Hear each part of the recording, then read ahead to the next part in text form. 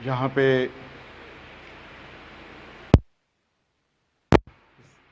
ज़रख़ेज़ सरज़मीन पर आज पंजाब के साथियों को मैं देख रहा हूँ। हमारी इस महफ़िल में हमारे उस्ताद, मैं आ रहा हूँ नंबर पर नंबर वाले एहतराम वर्को, हमारे इंतहाई मोहतरम उस्ताद, हमारे मशर, बहुत कुछ सीखा उनसे। फ़ारूक तारिक साहब यहाँ पे तशरीफ़ फरमाएँ। मैं मेज़बान की तरफ से उनका शुक्रिया अदा करता हूँ। सिंध से हमारे आए हुए इंतहाई काबिल एहतराम साथी, खुसूसन कम्युनिस्ट पार्टी के मरकज़ी सेक्रेटरी इमदाद काजी साहब यहाँ पे तशरीफ़ फरमाएँ, मैं उनका भी शुक्रिया अदा करता हूँ। क्वेटा से हमारे एक साथी से तारुफ हुआ है, मैं उनको भी इस सरज़मीन पे खुशामदीद कहता हूँ। मैं इनकी इजाज़त से वक्त का तयन तो इन्होंने 8 से 10 मिनट रखा है। कल तो हम बगावत नहीं कर सके थे क्योंकि डिसिप्लिन टाइट था, तो मजबूरी थी कि 10 मिनट में जो है ना बात मुकम्मल करने की थी, लेकिन यहाँ पे बगावत आज करेंगे। साथियों,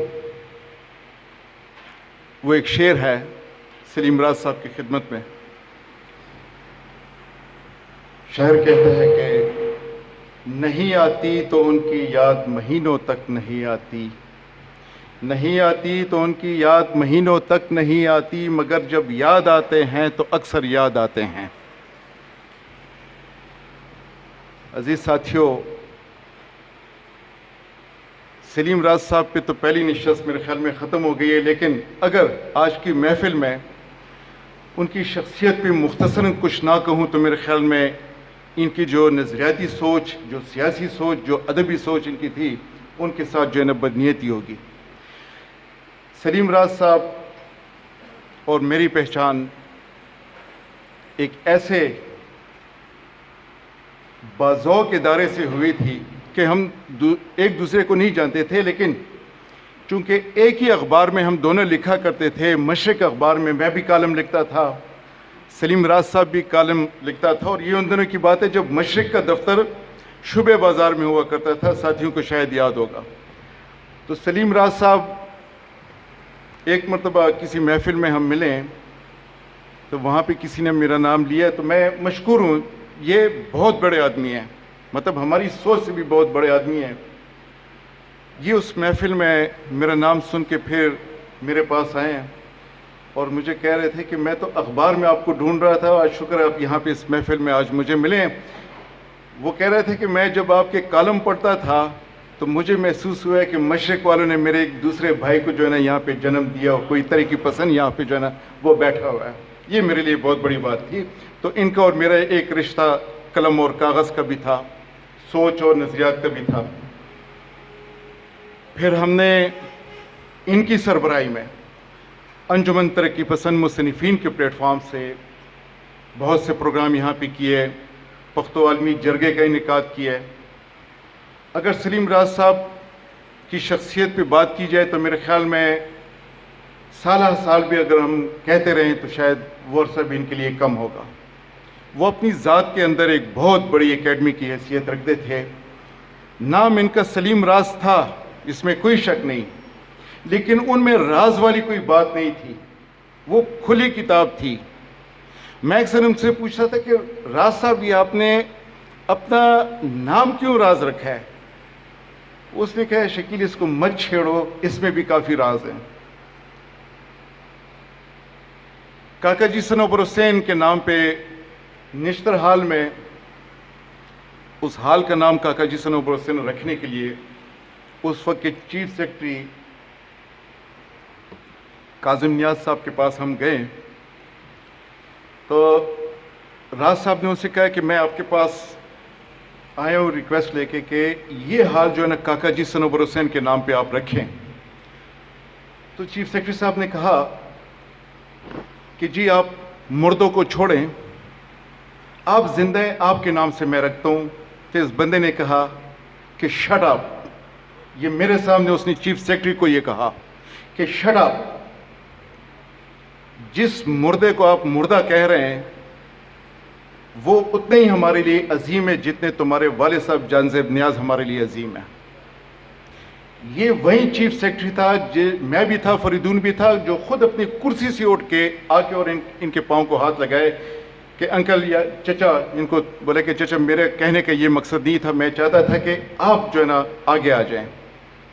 اس نے کہا کہ راز ہمیشہ راز رہے گا، یہ اس کے الفاظ ہیں، لیکن میں چاہتا ہوں کہ کم از کم کاکا جی سنوبر حسین کا حق میں ادا کر دوں. یہ ان کا بڑا پن تھا، ورنہ وہ کہہ سکتے تھے کہ ٹھیک ہے یہ حال کا نام آپ میرے نام پہ رکھیں. یہی جو مجھ سے پہلے دوستوں نے کہا، یہی وہ کریکٹر ہے جو آج بھی سلیم راز صاحب کو زندہ رکھے ہوئے ہے.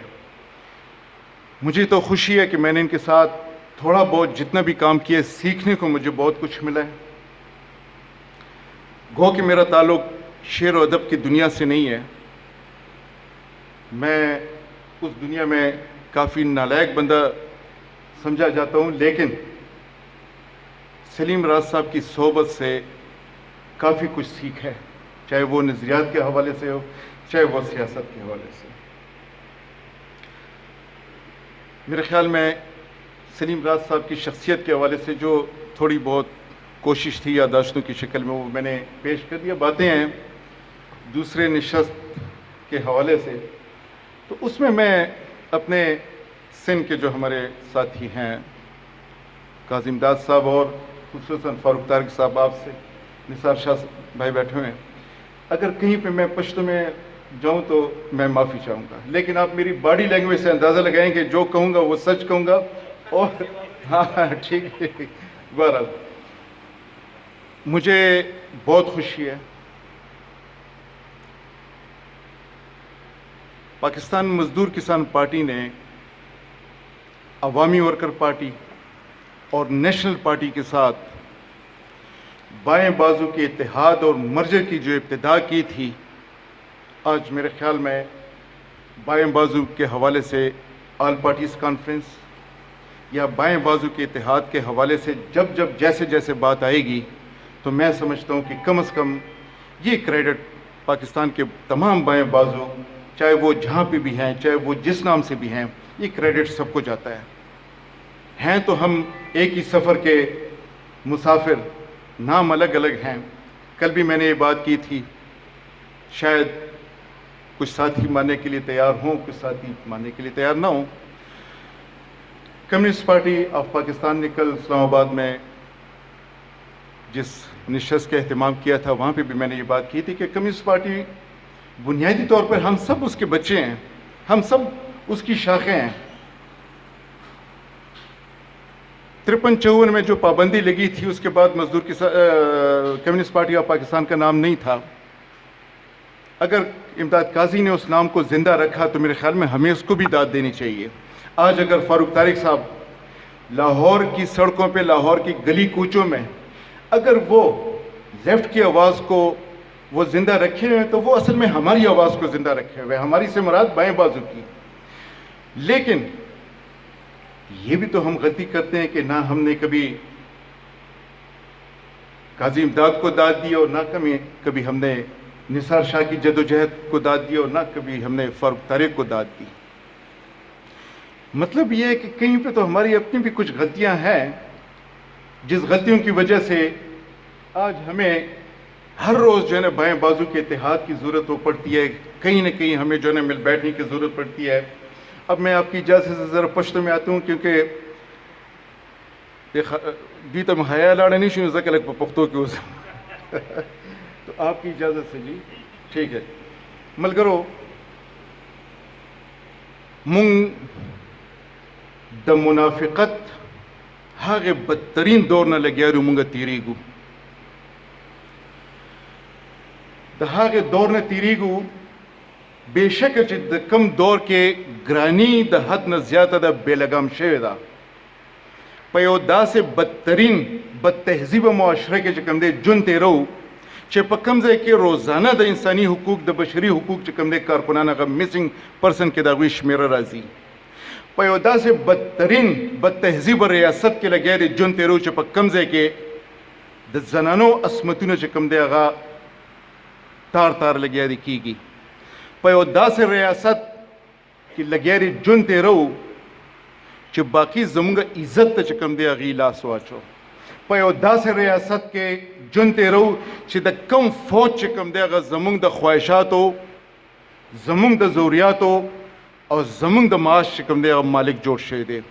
په یو داسې بد تهذیبه بدتمیزه ریاست کې جون تیرو چې د سیکیورټي سټیټ په نوم باندې چې کوم دی لګیا دی موږ خورو. زه به دې ریاست ته څه عزت ورکړم؟ زه به داسې ریاست څه عزت وکړم چې هغه زما د رزق او زما د عزت په نوم باندې چې کوم دی لګیا دی هغه د خپل خواهشاتو تکمیل کوي. قدرمندو،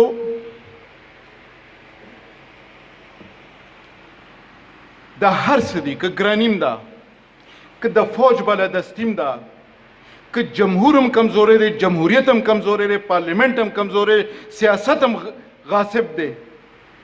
په دې ملک د غالب او د مغلوب چې کوم دی تمیز ختم شوی دی، د ظلم او د جبر تمیز ختم شوی دی، د ثواب او د ګناه تمیز ختم شوی دی. د هغې باوجود هم په داسې سختو حالاتو کې زه بیا هم زما ګیله د ریاست نه او د فوج نه ده. هر څه بربند دی مونږ ته، هر څه کلو دی مونږ ته. روزانه به مونږ دا جړاګانې جاړو. زما ګیله د خپل د لیفټ د سوچ او د فکر نه ده. نن چې کم بدترین حالات آج جن حالات سے ہم گزر رہے ہیں فاروق طارق صاحب، شاید ہمارے جیتے جی دوبارہ ایسے حالات جو ہے نا وہ نہ آئیں. اگر ایسے حالات میں بھی بائیں بازو جو ہے نا وہ پراسرار اور مجرمانہ خاموشی اختیار کیے ہوئے ہے تو میرے خیال میں یہ وقت کا سب سے بڑے ظلم ہوگا اور یہ وقت کی سب سے بڑی زیادتی جو ہے نا وہ ہم کر رہے ہیں اپنی سوچ اور اپنے نظریات کے ساتھ. نن مزدور د مزدور دشمن دی، نن کسان د کسان دشمن دی. نن تاسو وګورئ یو ټریډ یونین په مقابله کې بل ټریډ یونین چې کوم دی پاکټ ټریډ یونین جوړیږي. خو زه ولا اوږه ورکوم که زه اسټابلیشمنټ ته د خپل مزدور ملګري خلاف د ټریډ یونین دپاره پاکټ ټریډ یونین دپاره زه خپله اوږه ورنه کم، خپله توانایي ورنه کم، نو مزدور به نه کمزوري کیږي.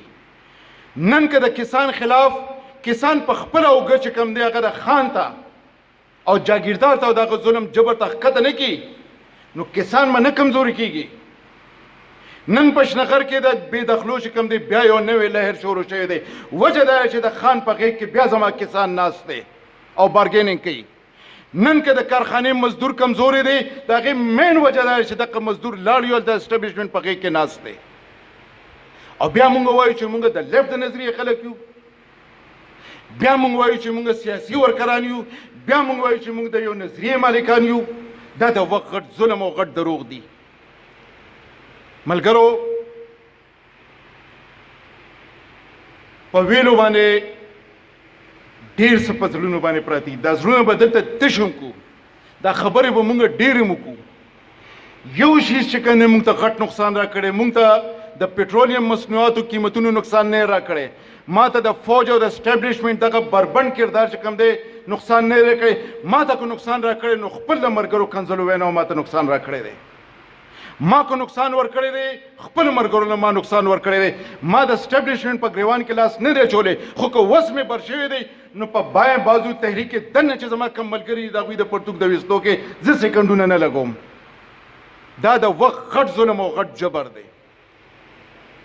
چې کله مونږ دا ووایو، چې کله مونږ دا عهد وکړو چې زه ډاکټر سرفراز هم یم او زه فاروق طارق هم یم او زه چې کوم د امداد قاضي یم، بیا ملګرو مسله حل کیږي. نن د متحده مجلس عمل لږ تاریخ را یاد کړئ.